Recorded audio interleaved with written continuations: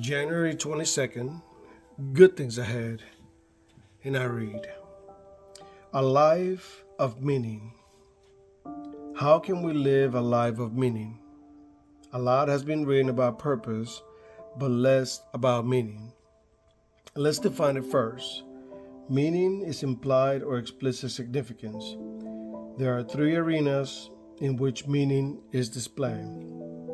Number one, self-actualization, becoming all God intended you to be.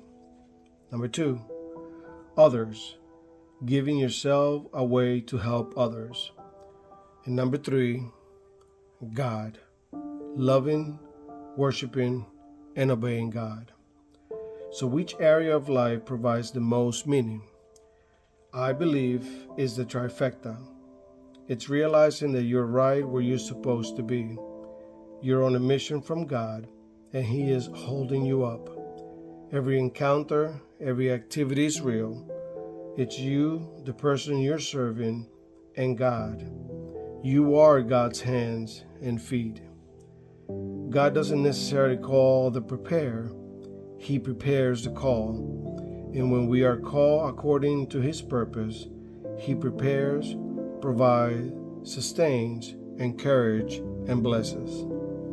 Meaning is experienced when you see your effort make a difference to the people you're serving, and you know you've exercised your God-given talent and gift.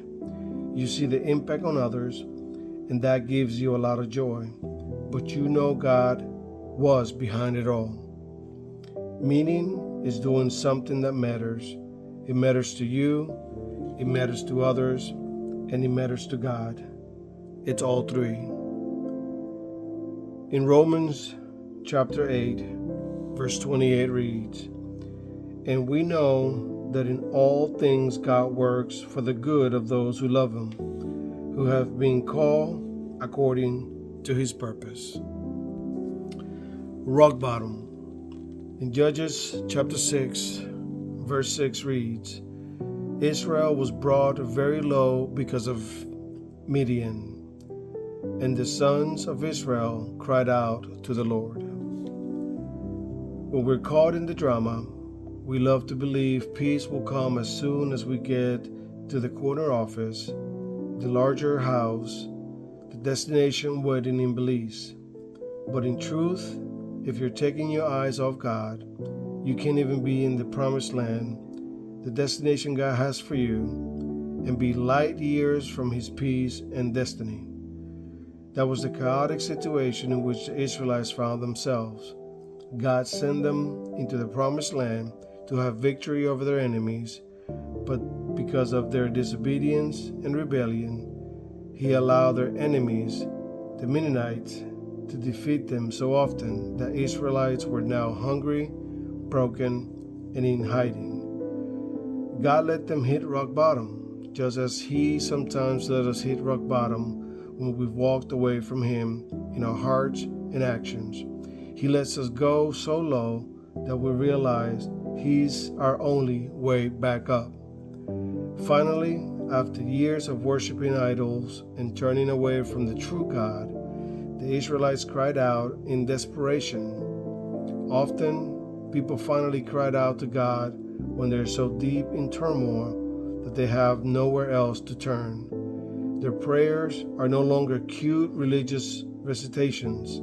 They are raw. Life just got real, ugly cries. And God, who has every right to ignore the pleas of sinners, recognizes the possibility of those moments. He knows He has their ear, their attention, and their readiness for surrender. Are you at that point of surrender? As God did for the Israelites, He will hear your cries. He will remind you that He is the one who saved, deliver, and protect you before, but He graciously received you in the middle of the mess you may very well have caused, and He shared His plan for your ultimate peace. And I pray, God, in my brokenness, I admit that I am not in control, and I never was. Why has it taken me so long to surrender? I give to you my all. Amen.